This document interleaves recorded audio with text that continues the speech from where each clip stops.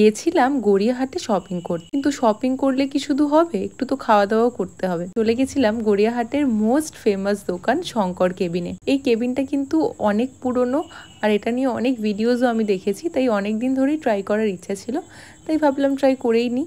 ওখান থেকে ট্রাই করে নিয়েছিলাম ফিশ ফিঙ্গার, যেটার দাম ছিল মাত্র 25 টাকা, মাটন চপ যেটা ছিল 30 টাকা, আর ফিশ চপ যেটার দাম ছিল 15 টাকা। আমার এই সবগুলো আইটেমের মধ্যে সবচেয়ে বেশি ভালো লেগেছিল ফিশ ফিঙ্গারটা, তারপর ফিশ চপটা, আর মাটন চপটা ভালোই ছিল, তবে আমি সেরকমভাবে খুব একটা বেশি মাটন পাইনি, যদিও 30 টাকা আন্দাজে আমার মনে হয়েছে ঠিকই আছে। তবে ফিশ ফিঙ্গারটা আমার সবচেয়ে ভালো লেগেছে। 25 টাকায় ফিশের কোয়ালিটি কোয়ান্টিটি দুটোই কিন্তু খুবই ভালো ছিল।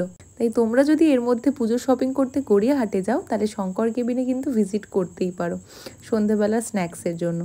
তারপর ওখান থেকে আসার পথে আমার চোখে পড়লো এই মোমোর দোকানটা, যেটার নাম ছিল নিউ দার্জিলিং মোমো।